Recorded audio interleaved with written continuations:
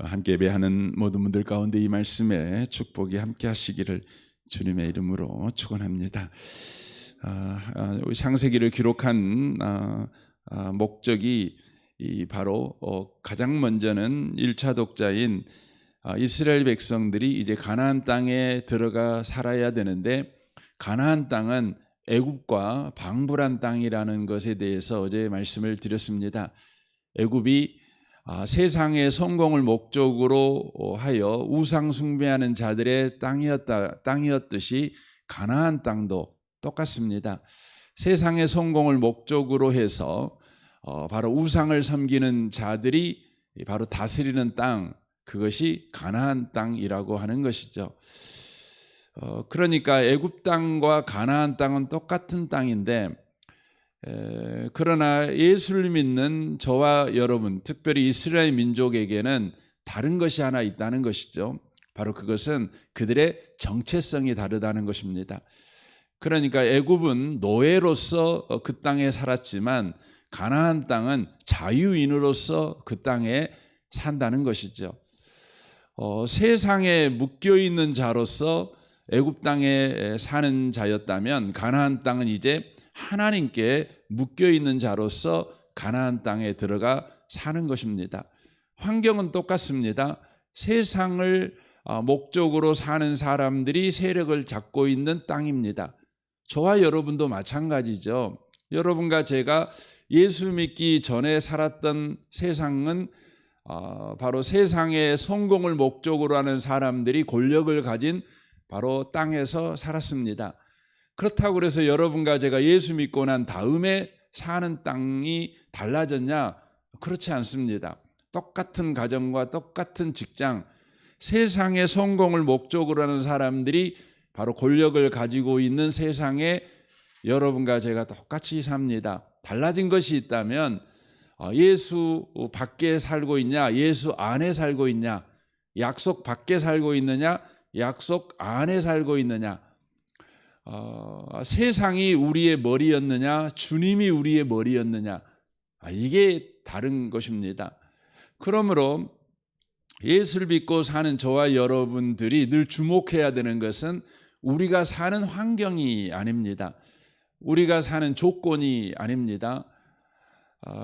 예수를 믿으면서도 여전하게 우리의 환경이 더 좋아지기를, 조건이 더 좋아지기를 기대하면서 여러분과 제가 살아간다면 큰 낭패를 우리가 보게 되는 것이죠.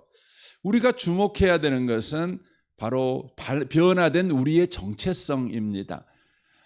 그래서 고린도후서 5장에서 말씀하지 않습니까? 누구든지 그리스도 안에 있으면 새로운 피조물이라, 이전 것은 지나갔으니 보라 새 것이 되었도다라고 말합니다. 여기서 말하는 이전 것이라는 것은 바로 뭐를 말하냐면 바로 아담에게 속한 우리의 정체성을 이야기합니다. 그런데 이제 우리는 새롭게 되었습니다. 예수 안에 새로운 정체성을 갖게 되었다는 것이죠. 그러니까 새로운 피조물이라고 하는 바로 의미는 바로 정체성이 달라진 것입니다. 우리가 사는 세상이 달라진 게 아니에요. 우리 자신이 바뀐 것입니다. 그러니까 우리가 계속해서 주목해야 되는 것은 예수 안에 있는 내가 누군가, 이것을 계속해서 알아가야 되는 것이죠. 그러려면 예수가 누군가를 알아야 되잖아요. 왜냐하면 예수님을 바로 알아야 예수 안에 있는 나를 바로 알 수 있으니까. 그것의 중요성을 에베소서에서는 어떻게 표현하냐면 바로 예수님이 우리의 머리이시다.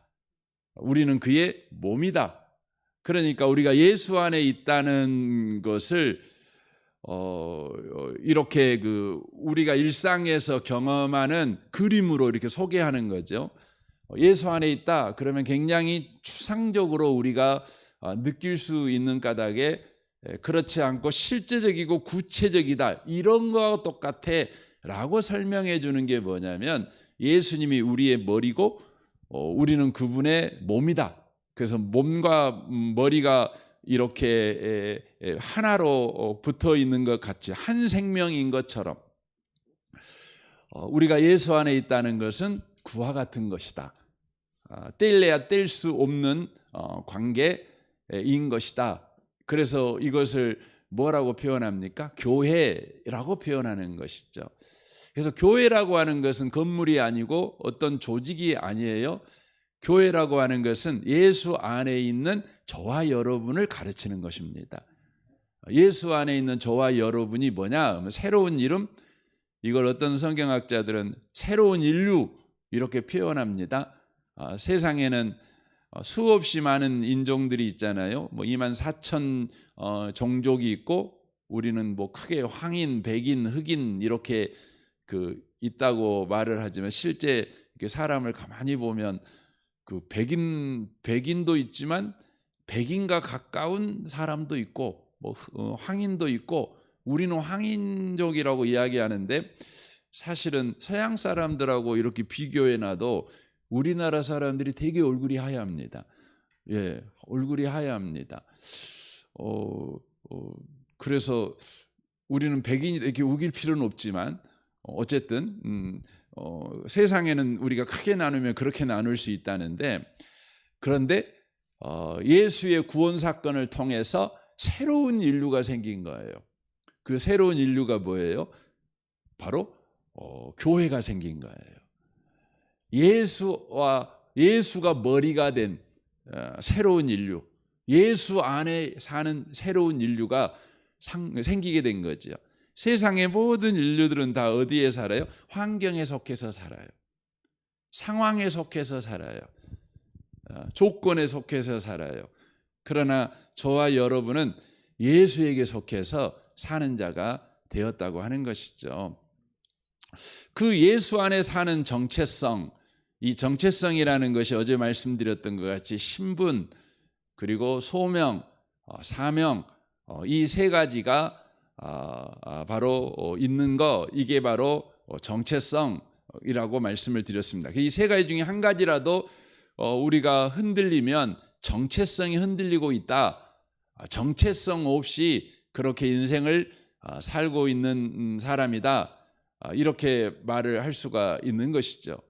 우리가 흔들리는 가장 큰 이유는 뭐냐면 우리가 정체성이 분명하지 않으면 흔들리는 것입니다. 어떻게 살아가야 되지? 우리가 늘 그 부분에 대한 답을 가지고 살지 못하는 중요한 이유는 뭐냐면 정체성이 흔들려서 그렇습니다. 여러분 토끼는요 어려운 일을 만나면 어떻게 뛸까요? 엉금엉금 뛸까요? 아니에요. 토끼는요 어려운 일을 만나면 의심의 여지 없이 깡충깡충 뜁니다. 토끼니까. 그래서 토끼는 겁니다. 근데 거북이는요, 여러분 어려운 일 만나면 어떻게 뛰어요? 거북이는 여전히 엉금엉금 가는 겁니다. 그렇게 해서 거북이가 500년을 산 겁니다. 여러분 우리 생각할 때는 그렇게 뛰면, 그렇게 가면, 어려운 일을 만나고 그렇게 살면 다 죽지. 근데 여러분 깡충깡충 뛰는 토끼는 오래 못 살아도요. 엉금엉금 기는 거북이는 500년씩 삽니다. 그러니까 정체성에 맞게 사는 것이 사는 방법입니다. 남들 우리가 볼 때는 저렇게 빨리 뛰어야지. 어떻게 저렇게 엉금엉금 기어가지고 어떻게 살겠어? 이렇게 말하는데 그렇지 않습니다. 여러분 예수 믿는 사람은 어떻게 사냐? 여러분 예수 믿는 사람답게 살면 삽니다. 그래서 하나님이 말씀하셨잖아요. 하박국에게 말하잖아요. 큰 사람들이 그냥 달려가면서 볼 수 있도록 그냥 대문짝만하게 글씨를 써놔라. 그게 뭐예요? 오직 의인은 믿음으로 살리라. 이렇게 써놔라고 그랬어요.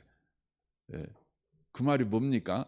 예수 믿는 사람은 예수 믿는 사람답게 살면 산다. 그렇게 사는 거야. 이렇게 써놓으라고 그랬습니다. 여러분 어려운 일 만난다 그래갖고 예수 밖에 있는 사람처럼 살지 마세요. 여러분과 저는 예수 믿는 사람처럼 어려운 일 만나고 힘든 일 만나고 화나는 일 만나고 마음에 들지 않는 일 만나도 예수 믿는 사람처럼 예수 안에 있는 사람처럼 그렇게 살아야 되는 겁니다. 그게 복된 삶인 것이죠. 그게 이대한 삶이고 그게 근사한 삶인 것이죠. 신분에 대해 어제 잠깐 나눴죠. 바로 주님에게서 우리는 나온 사람이라는 겁니다. 하나님에 의하여 나온 사람입니다. 우리는 예수로 인하여 이 땅에 태어난 사람입니다. 그래서 이것을 요한복음에서는 거듭난 사람 이렇게 표현하죠. 본 어게인 그래가지고 다시 태어난 사람인데 어디서 태어났어요? 하늘로부터 다시 태어난 사람이에요.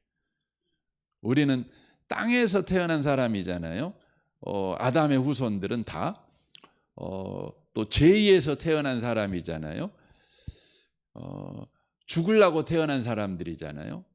망하려고 태어난 사람들이죠. 우리는 왜냐하면 다 땅에서 태어난 사람들이니까. 그러나 저와 여러분은 이제 예수로 인하여 다시 태어났어요. 이걸 요한복음에는 성령으로 말미암아 거듭났다 이렇게 표현을 하죠. 이걸 이제 하늘에서 다시 태어난 자가 된 거예요. 우리는 하나님으로부터 태어난 자가 되었다고 하는 것이죠. 우리 족보는 우리가 갖고 있는 육신의 족보가 우리 족보의 다가 아닙니다. 우리의 족보는 더 올라갑니다. 더 올라갑니다. 더 올라가고 어디로 연결되는 겁니까? 여러분 마태복음 1장으로 연결되는 겁니다. 마태복음 1장은 거기서 안 끝나요. 거기서 어디로 더 갑니까? 역대상으로 연결되는 것입니다. 역대상의 족보는 어떻게 해서 나왔냐면 이스라엘 민족이 바벨론 포로로 끌려갔어요. 70년 만에 그들이 다시 돌아오지만 돌아온 사람들은 역사적으로 10분의 1밖에 되지 않습니다. 바벨론, 페르시아, 이제 그 당시 페르시아가 그들을 지배하는데 페르시아는 유대인들에게는 더없이 좋은 나라였습니다. 더없이 고마운 나라입니다. 오늘날의 이란이잖아요. 그래서 여러분 원래 이란하고 이스라엘하고는 사이가 그렇게 좋은 관계였어요. 79년 이슬람 혁명이 일어나기 전까지 이스라엘과 이란은요 더없이 좋은 관계였어요. 그 몇천 년 동안. 그 페르시아는 이 유대인들뿐만 아니라 모든 잡아온 자들을 향해서 최고의 그 자유를 주었어요. 그래서 현재 이 미국이 페르시아의 그 정책을 그대로 쓴 거예요. 지금 미국하고 이란하고 싸움하고 있는 거 보면 이게 역사의 아이러니죠. 이 페르시아는 어떤 사람이든지요 실력만 있으면 최고위직까지 올라가게 했어요. 예. 여러분 그게 어려운 겁니다. 우리나라에서도 외국인이 여러분 성공한다는 게 쉬운 일이 아닌 겁니다. 우리나라에도 너무나 많은 이렇게 그 벽들이 있잖아요. 외국인이 우리나라에 와서 직업 하나 얻으려도 어렵고 승진하려고 하는 것도 어렵고 너무너무 어렵습니다. 근데 페르시아는 안 그랬습니다. 모든 걸 개방을 했어요. 그러니까 실력만 있으면 그곳을 얼마든지 성공할 수가 있었어요. 가정교육, 자녀교육할 수 있도록 최고의 조건을 가지고 있지, 먹고 살기 최고의 조건을 가지고 있지.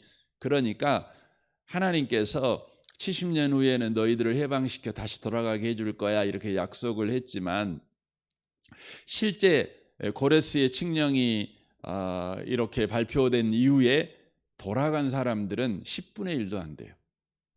그래서 하나님이요 너무너무 고마웠어요. 돌아간 사람들이. 그러니까 성경을 보시면 그 사람들 이름이 다 나와요. 거의 나와요. 이름들이 나와요. 이렇게 이름들이 그냥 다시 돌아갔다고 약속을 믿고 돌아갔다고. 근데 돌아가서 실제 그들의 현실은 어땠냐? 너무너무 비참했어요. 너무너무 비참했어요. 예. 왜냐하면 이 바벨론의 나라가 망한 이후에 이 유대인들은 세 갈래로 도망가거든요. 하나는 고위 관력들, 똑똑한 사람들은 거의 대부분 이집트로 도망가 버려요. 이집트로. 그래서 여러분이 아는 에레미야도 이 고위 관료들이 에레미야를 이집트로 끌고 가요. 이집트 가서 죽여요. 그래서 에레미야는 이집트 가서 죽는 사람입니다. 그러니까 좀 잘나고 똑똑한 사람들은 다 이집트로 도망가 버려요. 그리고 그 땅에 남아 있는 사람들은 어떻게 하냐면 바로 사마리아 사람들이 그 땅을 지배해요. 도비아라는 사람이 나오잖아요. 이 도비아가 나중에 어떻게 되냐면 이 가문이 나중에 예수님 당시에는 대제사장직을 맡습니다. 그러니까 원래 대제사장은 역사적으로 계속해서 레위지파에서도 사독 사람들이 그 대제사장을 했었어요. 그러나 이제 돌아오고 나라가 어려워지고 이러니까 이 사마리아의 이 도비아라는 사람이 막강한 이 돈을 가지고 이제 그 마카비 이제 정권을 잡거든요. 그때 정권을 잡는 그 사람들하고 결탁해 갖고 그 사람들이 대제사장이 돼 버려요. 대제사장들이. 그 대제사장 원래 있었던 사독 계열의 사람들은 이제 광야로 나가서 우리가 아는 에세네파가 되는 겁니다. 그러니까 너무너무 어려운 땅이 이스라엘 땅이 되는 거예요. 그래서 그들 안에 세 가지 질문이 생기는 거죠. 첫 번째 어떤 질문이냐면 하나님은 살아계신가? 이 질문이 생겨요. 두 번째는 뭐냐면 우리는 정말 아브라함의 자손들인가? 우리는 하나님의 언약 안에 있는 사람들인가? 세 번째가 뭐냐면 하나님이 우리에게 약속하신 구원이 대체 뭐야? 회복이 대체 뭐야? 이 질문이 그들이 가지고 있는 거예요. 여러분, 우리도 예수를 믿지만 여러분의 삶에 위기가 오면 우리는 그런 질문이 우리 가운데 생기거든요. 하나님 정말 살아계신가? 하나님 살아계신다면 나는 하나님의 약속 속에 있는 사람인가? 그렇다면 하나님의 약속 속에 있다면 내게 주신 구원, 내게 주신 성취될 약속이 실제적으로 뭔가? 이런 질문들이 우리 가운데 늘 있는 것입니다. 그때 하나님께서 성경을 기록하게 하시는 것이 뭐냐면 역대상하 있죠. 하나님께서 하는데 거기에 나오는 게 족보가 나오는 겁니다. 족보가 쫙 나오는 겁니다. 너희들은 그래도 너희들은 하나님에서 나온 자야. 너희들은 환경에서 나온 자가 아니고 또 조건에서 나온 자가 아니라 하나님에 의해서 나온 자야. 그러니 너희들의 인생은 환경과 조건으로 운명이 같이 하는, 환경이 좋으면 좋은 인생 살고 환경이 나쁘면 네 인생도 나쁜 인생이 되는, 환경에 묶인 운명이 아니야. 너는 조건이 좋으면 좋아지고 조건이 나빠지면 나빠지는 조건에 묶인 운명이 아니야. 너희들은 하나님에게서 나왔어. 하나님에게 묶인 자야. 이제 이걸 이야기를 하는 것이에요. 여러분과 제가 바로 하나님에게서 나온 자라는 것을 절대 놓치지 마십시오. 하나님께 묶여 있어요. 예수께 묶여 있어요. 소명이 뭡니까? 오늘 본문에 보면 소명이 그렇게 되어 있어요. 27절에 보면 하나님이 자기 형상 곧 하나님의 형상대로 사람을 창조하시되 남자와 여자를 창조하시고 이렇게 되어 있어요. 이 남자와 여자가 뭐냐면 소명입니다. 소명. 부르심이죠. 그러니까 사람은 다 똑같잖아요. 너나 나나 똑같지요. 남자나 여자나 똑같지요. 근데 어떤 사람은 남자로, 어떤 사람은 여자로 어떻게 부르신 거예요. 여러분 여자 되시는 분은 여자로 하나님이 부르신 거예요. 그 남자는 하나님이 남자로 부르신 거예요. 부르신 거예요. 뭐 하라고요? 그래서 여러분 부르시면 다른 말로 말하면 역할이에요. 역할로 부르신 거예요. 그래서 여러분이 이 땅에 살아갈 때에 남자는 남자의 역할을 하는 거고 여자는 여자의 역할을 하는 거죠. 그게 중요한 것입니다. 바울 사도는 로마서 1장에서 그렇게 하나님의 예수 그리스도의 종 나 바울은 사도로 부르심을 받아 이렇게 표현을 해요. 바울은 남자로 부르심을 받았고 또 사역적으로 보면 사도로 부르심을 받은 거죠. 저 같은 경우는 남자로 부름을 받았고 또 목사로 부름을 받은 거죠. 이게 소명이죠. 또 여러분은 여러분대로 또 남자로 여자로 부름 받았고 또 각기의 또 역할로 부름을 받은 것입니다.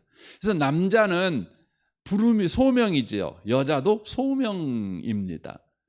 근데 이 시대에 너무나 많은 이 세상의 바로 이론이나 주장이 바로 이 소명을 없애버리려고 해요.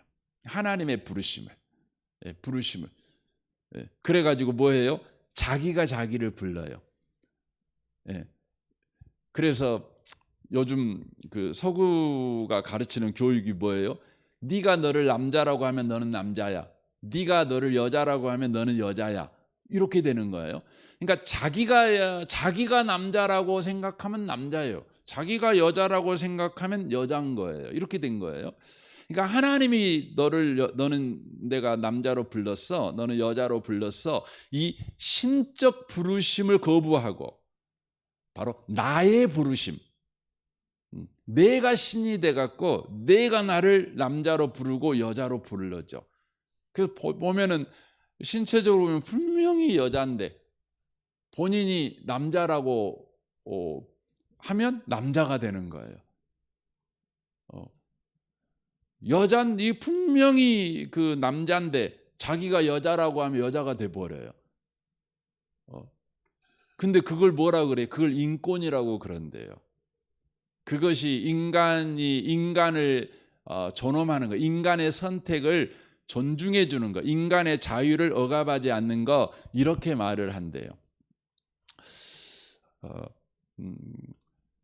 사랑하는 성도 여러분, 하나님이요 저와 여러분을 부르셨어요. 에베소서 5장을 보면 그 남자 중에서도 어떤 분은 결혼해 가지고 남편으로 부르잖아요. 어떤 여자분은 또 하나님이 결혼으로 불러 가지고 아내로 이렇게 부르셨어요. 그래서 여러분 남편도 부르심이에요. 소명이에요. 아내도 소명이에요.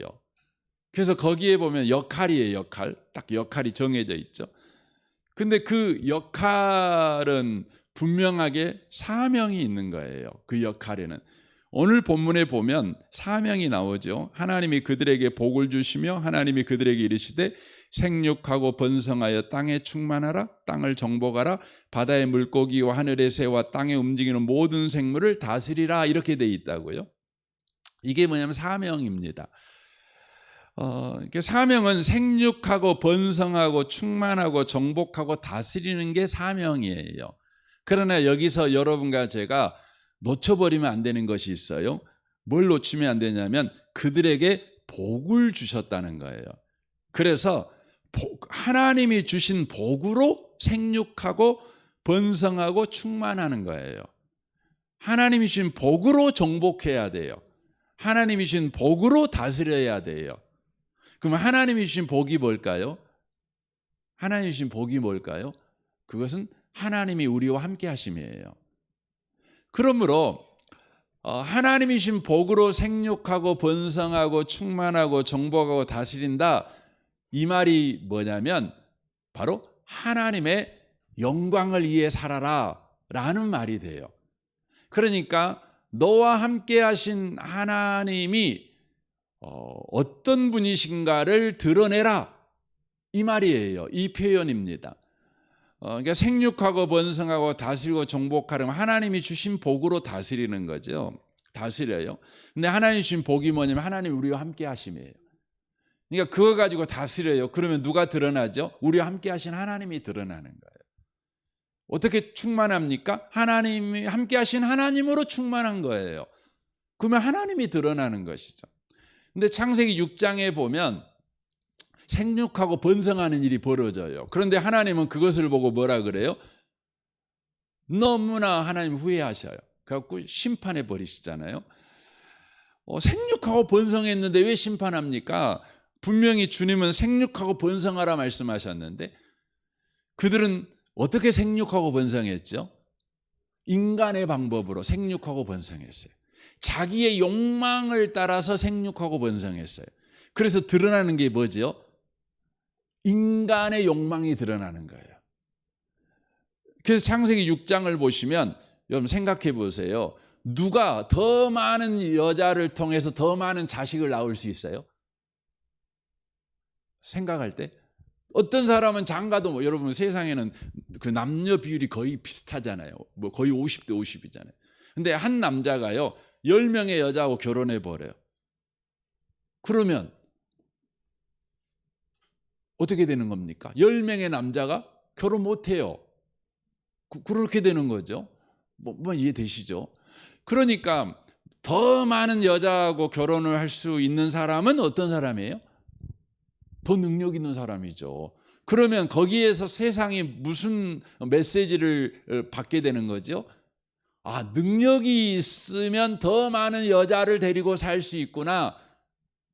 이렇게 능력 있는 남자가 드러나는 거예요. 능력 있는 사람들이 추앙을 받는 세상이 되는 거예요. 그래서 여러분 창세기 6장에서 무슨 일이 벌어지는 거죠? 하나님이 홍수로 심판하시는 거예요. 하나님의 세상 목적은 뭐냐면 하나님이 드러나는 거예요. 함께 하시는 하나님이 드러나는 거죠. 드러나는 것입니다. 그래서 여러분 아이를 낳는 것도 보십시오. 세상 사람들은요 그냥 애가 생긴 줄 알아요. 그러나 여러분과 제가 제정신만 갖고 있어도 아이가 나는 하나님의 은혜잖아요. 그래서 우리 아이가 나면은 그냥 애들 이름도 지을 때 막 주은이, 하은이, 애은이 다 그러잖아요. 주님의 은혜입니다. 하나님의 은혜입니다. 뭐 예수님의 은혜입니다. 뭐 다 그렇게 짓잖아요. 누구를 드러내요? 하나님을 드러내는 거예요. 이게 생육하고 번성하고 이게 사명이죠. 사명. 그러니까 우리는 하나님에게서 나와서 하나님의 맡겨주신 부르심, 하나님의 주신 그 역할을 따라서 하나님께서 하라고 하신 일을 우리가 하는 거죠. 이게 뭐예요? 우리의 정체성이에요. 이게 사명이라고 하는 것입니다. 이 아침에 오신 복인도 성도 여러분, 오늘 하루 어떤 분은 남자로 부르심을 받았고 여자로 부름을 받았고 아내로 또 남편으로 부르심을 받았습니다.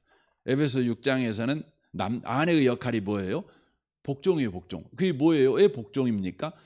바로 교회가 예수님에게 하는 것을 보여줘야 될 역할이니까. 역할이에요. 그건 역할. 부르심입니다. 남자는 뭐 해야 됩니까? 사랑해야 되죠. 왜요? 바로 예수님께서 우리를 위해 십자가에 죽어주셨음을 보여주는 역할이니까. 역할이니까. 그래서 누구를 드러내죠? 그래서 여러분 예수님을 드러내는 겁니다. 오늘 하루를 여러분 살아갈 때요. 정체성이 분명한 하루를 살아가셨으면 좋겠습니다. 어떤 일을 만나든지요. 믿는 사람답게 예수 안에 있는 사람답게 여러분 살아가십시오. 그 은혜를 또한 이 새벽에 여러분 구하셨으면 좋겠습니다. 그 은혜가 여러분과 저에게 충만하시기를 주님의 이름으로 축원합니다. 아멘. 우리 같이 기도하겠습니다. 오늘 말씀을 우리 생각하면서 이 아침에 기도했으면 좋겠습니다. 여러분 자신과 여러분의 직장 생활과 가정 생활을 위해 또 교회 생활을 위해서 무엇보다 모든 관계를 위해서 부부 관계, 부모 관계, 자녀 관계, 또 성도들과의 관계, 이웃과의 관계, 직장 동료들과의 관계를 위해서 기도해 주십시오. 우리 교회 아동부, 우리 윤상혜 전사님과 교사들 그리고 아이들을 위해서 기도해 주십시오. 우리 승찬마을 장로님과 순장 순원들을 위해 기도해 주시고요. 이 나라, 이 민족, 북한과 열방을 위해 기도해 주십시오. 오늘 수요일입니다. 수요 예배를 위해서 또한 기도해 주시면 좋겠습니다. 우리 조신 주님께 통성으로 구하겠습니다. 기도하겠습니다. 오 하나님 아버지 감사합니다.